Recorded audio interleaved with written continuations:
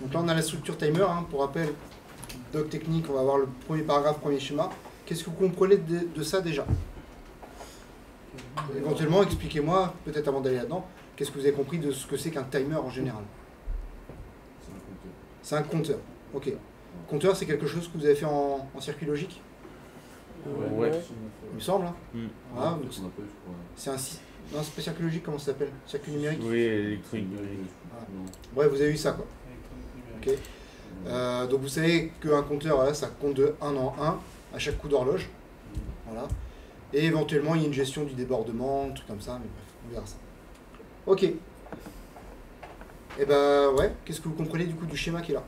L'élément timer, l'élément compteur à proprement parler, c'est l'intégralité de ce bloc-là? C'est effectivement juste cet élément-là qui s'appelle ici le timer 0 body. C'est Ok. en freeze. C'est en freeze, pardon. Toc. Juste cet élément-là qui est le timer 0 body. Et par contre, enfin voilà, qui peut être éventuellement décomposé en deux versions, version 8 bits, version 16 bits. On comprendra éventuellement la différence plus tard. Donc ça veut dire que si le compteur c'est juste cet élément-là, le reste, c'est là éventuellement pour configurer un petit peu, customiser le comportement. Ok. Qu'est-ce que vous comprenez de ces différents éléments ici? On peut choisir est-ce que le compteur soit synchrone ou asynchrone. Ok, on peut choisir est-ce que le compteur soit synchrone ou asynchrone. Ça vous parle tout de suite? C'est-à-dire quoi? Quand c'est synchrone, du coup, ça va fonctionner avec la fréquence du CPU directement. Ouais, ce serait aligné sur la fréquence du CPU. Ok. L'inconvénient de ça, ou l'avantage, hein, mais l'inconvénient, c'est que par exemple, si je suis en mode synchrone, je suis cadencé sur l'horloge de mon CPU, et donc si mon CPU est en veille, moi aussi, en tant que périphérique timer. Par contre, si je travaille en asynchrone, je ne suis pas directement relié à l'horloge du système, donc si mon CPU se met en veille, le timer peut continuer à fonctionner quand même. Ok. C'est comme ça qu'on arrive à avoir des différents niveaux de veille en fait sur un processeur. On peut avoir une veille profonde où il n'y a rien qui tourne, ou une veille intermédiaire où on a le CPU qui dort par exemple, mais les périphériques continuent à tourner. Ok. Qu'est-ce que vous comprenez d'autre? Il y a quelque chose pour diviser la fréquence qu'on injecte. Il y a quelque chose pour diviser la fréquence qu'on injecte. Qu'est-ce que ça veut dire? Ça veut dire que si on met 64 millions, une cloque à 64 milliards de bitons, on peut la diviser par 2 puissance n. Ok, effectivement, si j'ai une horloge, enfin si j'ai un signal qui a une certaine fréquence en entrée, je peux diviser cette fréquence-là. Ok. C'est pas compliqué, hein. Je compte un coup sur 2, ou un coup sur 4, ou un coup sur 16. Voilà. Par contre, je ne peux pas multiplier la fréquence. Okay. Ça se fait avec d'autres outils qui sont des PLL, qui sont bien plus complexes matériellement parlant. Donc j'ai un prédiviseur ici. Là même, j'ai un post-diviseur ici. Ok. Qu'est-ce qu'on comprend d'autre? Qu'est-ce que vous voyez d'autre? Tout à gauche là? Ouais, c'est un multiplexeur en effet. Ça permet de quoi? Choisir l'horloge. Choisir l'horloge. Donc les horloges, on va les voir un petit peu plus tard, mais je peux avoir plusieurs sources d'horloges pour cadencer mon timer. Ok. Qu'est-ce qu'il y a d'autre? On a le registre 0 comme 1. Donc là, c'est là on va retrouver... Attends, on n'est pas encore sur les registres là, juste sur le schéma. Il y a encore la partie droite qu'on n'a pas explorée. Là, on a une bascule... La bascule qui permet de piloter quoi? La sortie. Ah, c'est le timer 0, ça. Une sortie, une broche. Ok, ça c'est une broche. Donc c'est-à-dire que mon timer 0, je peux le brancher sur une broche physique. Ok. PPS, on en parlera plus tard, c'est Peripheral Pin Select, ce qui permet de rediriger la sortie du timer 0 vers une broche physique. On en reparlera bien plus tard de ça. Et quoi d'autre?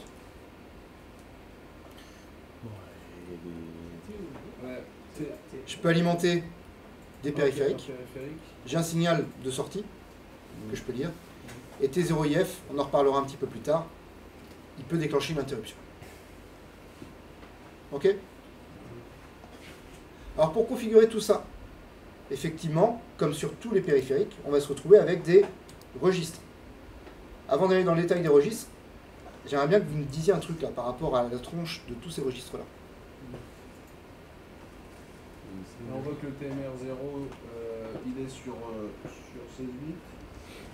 Alors ce qu'on peut voir, c'est qu'il y a TMR0L et TMR0H, ouais. Partie haute et partie basse. Partie haute et partie basse, low et high, ouais. Donc tout ça, ça peut former un nombre 16 bits, je suis d'accord. Ouais. Et en gros, ça va être la taille maximale qu'on peut mettre Ouais. pour pouvoir du coup décompter en fait après. C'est ça. Ok. Du coup, ça fait 65 000. 535 au max. Ah, De puissance donc, 16 moins 1, 65 535. Ok.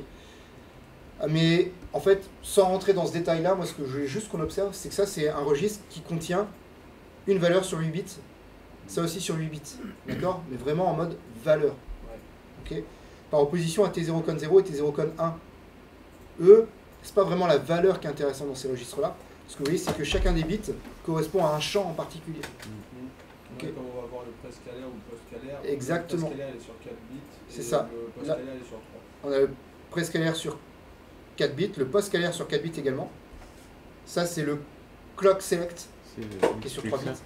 Mais en tout cas, ce que je veux dire par là, c'est que en gros, on a des registres qui vont contenir une configuration et d'autres registres qui vont contenir plutôt une valeur de travail. D'accord? Même si le distinguo il n'est pas clair et net, ça permet de repérer les registres que vous voyez un petit peu hachurés entre guillemets. C'est là qu'il y a de la configuration à faire. Ok? Alors effectivement, on va pouvoir aller lire ces bits-là, ces registres-là, pardon, pour comprendre le fonctionnement. Avant ça, j'aimerais bien quand même qu'on comprenne ce périphérique. En vrai, c'est un des plus courts périphériques de la datasheet, 4 pages, ça reste lisible. Okay. Donc là, qu'est-ce que je vois? Mode 8 bits ou 16 bits, je peux choisir l'horloge d'entrée, mode synchrone ou asynchrone, prescalaire et postcalaire réglables. Je peux déclencher une interruption sur un match ou sur un overflow. Donc nous, on travaillera sur l'overflow, pas sur le match, je vais vous expliquer pourquoi. Je peux choisir de sortir sur une broche grâce ou vers d'autres périphériques, pardon, et je peux travailler pendant le mode veille. Voilà ce qui est expliqué très rapidement. Cahier des charges, il est donné dans le timer 0.h. Je rappelle ici uniquement pour la partie vraiment timer. Moi, ce qui va m'intéresser, c'est de travailler en mode asynchrone, mode 16 bits. Et l'horloge, je prendrai fosque sur 4 avec un prédiviseur de 1/16e et un post-diviseur de 1/16e. Ok. Alors du coup, c'est-à-dire que le mode 8 bits, je ne vous en parle pas. Il est un peu différent du mode 16 bits. Pas tant que ça, mais suffisamment pour vous embrouiller. Je préfère qu'on reste sur le mode 16 bits uniquement. Ok. En mode 16 bits, le timer 0 s'incrémente sur le front montant de l'horloge de référence sélectionnée. Ok. Donc ça s'incrémente. Un prescalaire sur l'horloge d'entrée peut donner différentes options de division, ce qu'on verra plus tard avec le T0 CKPS. Yes? Dans ce mode 16 bits, le timer 0, enfin timer 0H et timer 0L forment une valeur 16 bits. Donc vous voyez, on est sur un processeur 8 bits. Pour associer, enfin pour avoir une valeur 16 bits, j'ai dit quoi? On est sur un processeur 8 bits. Je ne sais plus si j'ai dit ça. On est sur un processeur 8 bits. Donc pour avoir une valeur 16 bits, on associe deux registres 8 bits ensemble. Ok. Cette partie-là, on verra ça un petit peu plus tard. Ok. Mais qu'est-ce qui est important? Timer 0 déborde et revient à la valeur 0000 quand on a incrémenté juste après la valeur FFFF. Ça vous paraît logique? Voilà. Ok. Ça fait que le timer est free running, j'ai pas de traduction littérale, en fait il continue à tourner, à compter tout le temps. Voilà, en roue libre, pourquoi pas. Ouais. Merci. J'aime bien quand c'est toi qui m'apportes des choses en anglais. Les registres TMR 0L et H ne peuvent pas être rechargés une fois que ce mode a fonctionné. Ok. L'horloge, sélection de l'horloge, il y a plusieurs sources possibles. On va regarder ce tableau-là. Qu'est-ce que vous voyez comme source possible? Les bases fréquences. On a les oscillateurs internes, LF INTOSC et HF INTOSC. Ouais. Après, on a là ce que j'avais demandé là, en L0 divisé par 4. Ouais. Juste en dessous. Ok. Et ça, c'est quoi?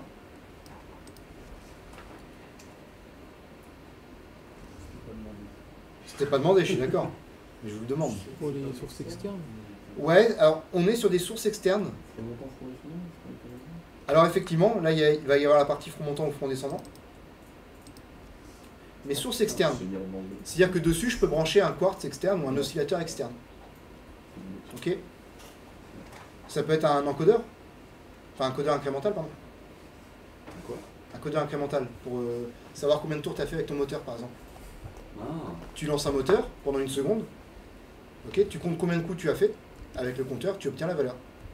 Et en fonction du nombre de coups de codeur incrémental que tu obtiens en un certain espace de temps, tu connais la vitesse de rotation du moteur. Donc ça, c'est une possibilité. Autre possibilité un peu bourrin, c'est que je peux brancher un bouton poussoir. Et je compte le nombre de fois où l'utilisateur appuie sur le bouton poussoir. bon.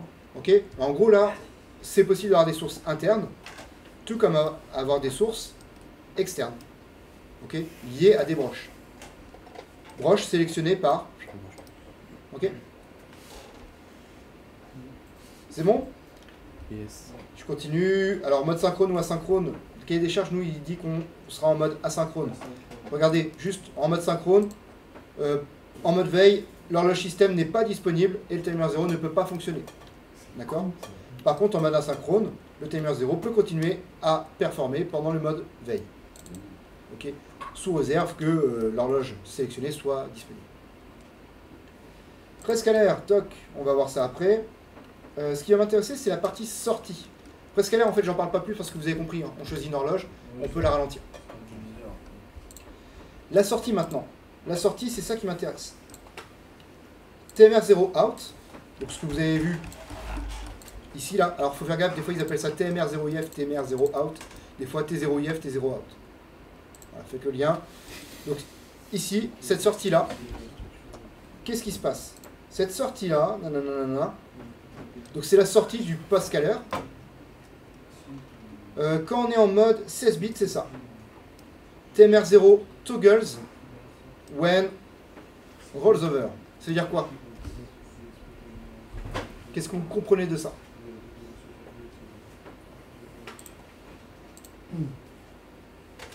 Qu'est-ce que vous comprenez de ça? Sachant qu'il faut enlever la partie du bit.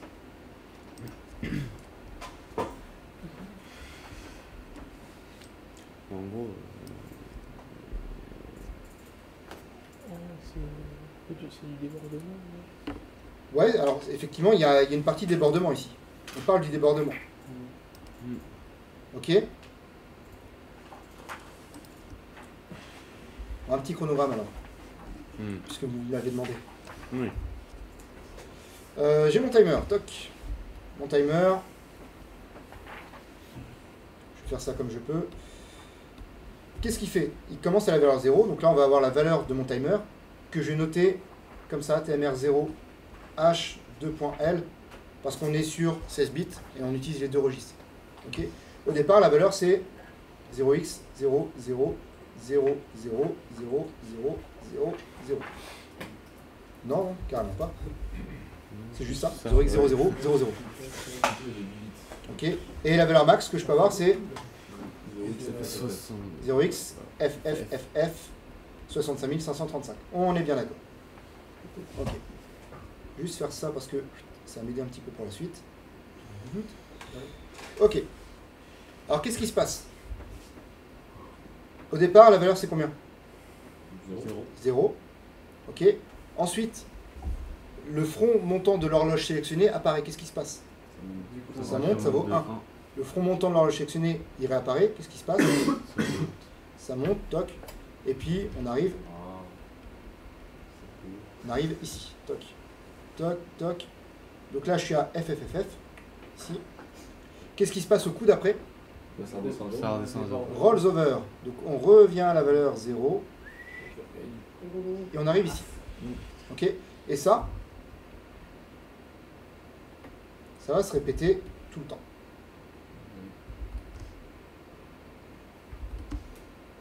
Ok. Donc juste ça à refaire. Donc ça, vous avez bien compris ce principe-là. Alors qu'est-ce que vous comprenez par contre de ça au final? TMR0 out, c'est la sortie du pascalaire. Ok.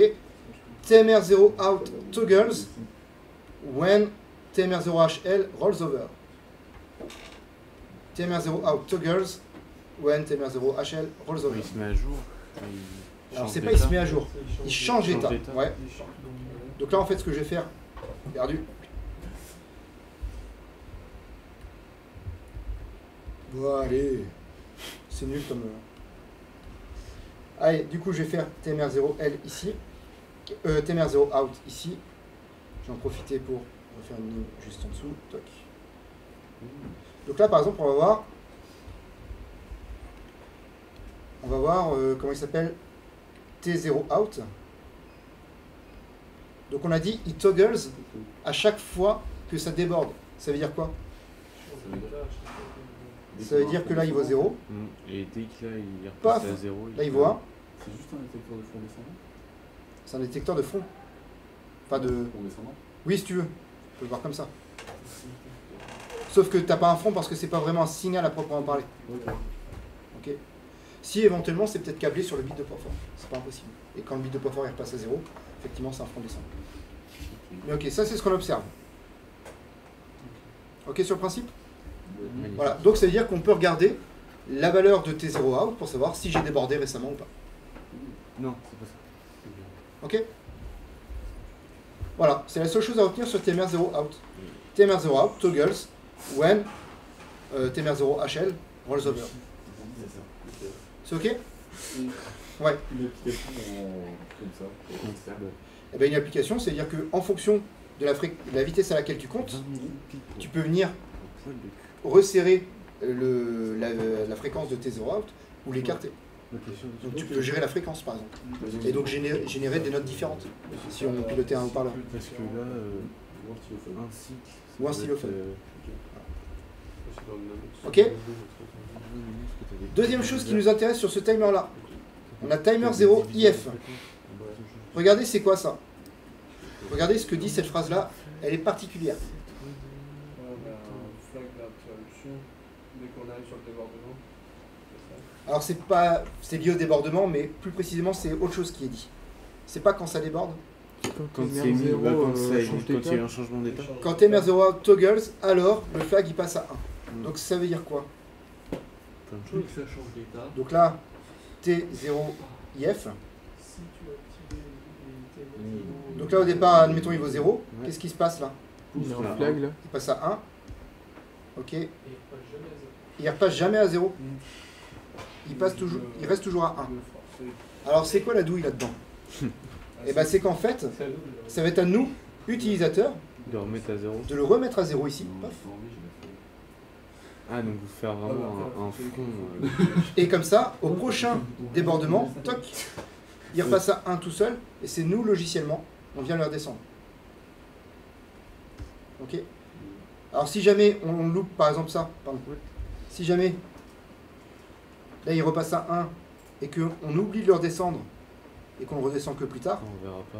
eh ben on aura peut-être loupé un débordement. Ok. C'est une possibilité. D'accord? Donc du coup, deux manières de vérifier si ça a débordé ou pas. On regarde T0 out par rapport à l'état précédent, puis on regarde si c'est différent. Si c'est différent, c'est-à-dire qu'il vient de déborder. Sinon, la T0 IF qui va dire il y a eu un débordement qui s'est passé il n'y a pas très longtemps. Après, à moi de le remettre à 0 le plus rapidement possible. C'est ce qu'on appelle l'acquittement. Ah. Ok, on en reparlera plus tard de ça, puisque ce sera intéressant en interruption. Ok. Ok, donc ça c'est très bien, sauf que en fait, là moi si je choisis une certaine fréquence de comptage, je sais juste qu'il me faudra 65 535 coups pour arriver à la valeur de débordement. Ouais, faut pas le Ok. modifier. Ce qu'on va faire nous, c'est on va pas modifier la valeur max, Non, mais la valeur d'incrémentation. non pas la valeur d'incrémentation, Il on va modifier la valeur initiale. Oui. Ah, bah oui. On va se mettre une valeur initiale qui va correspondre, hop, on a une autre couleur, qui va correspondre au delta qui m'intéresse ici et au delta de temps qui m'intéresse surtout là. Ok. Et ça, du coup, on aura une valeur initiale qui sera ici.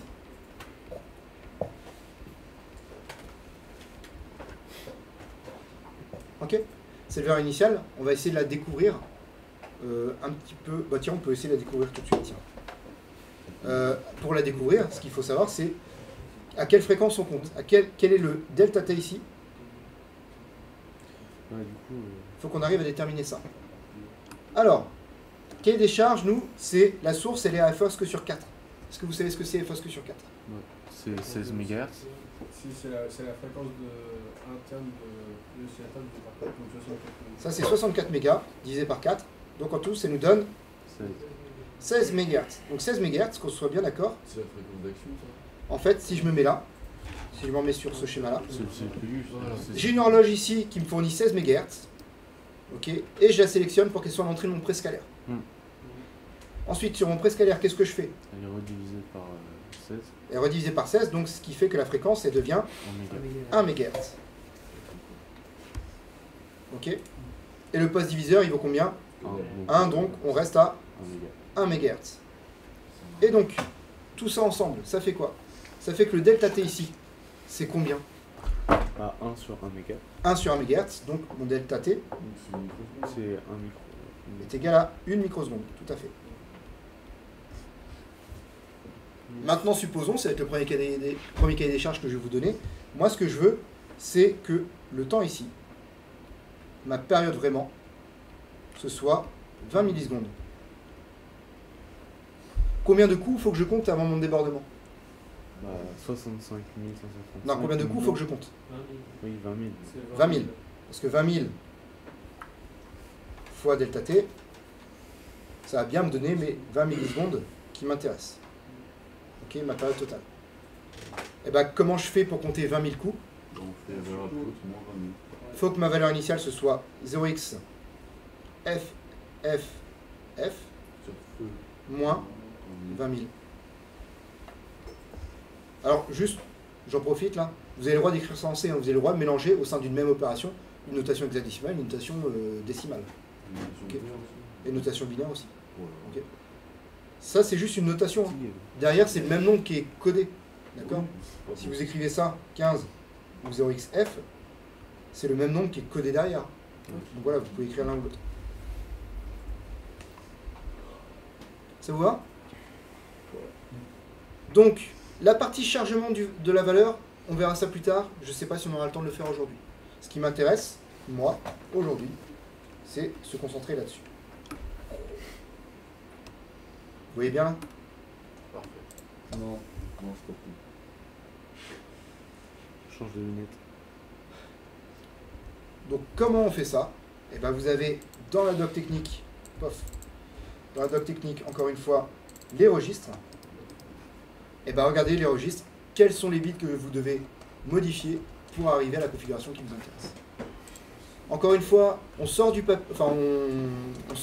l'IDE, faites ça sur papier, sur peu importe tablette, tout ça, mais essayez de trouver la valeur de chacun de ces bits dans ces registres. Ok?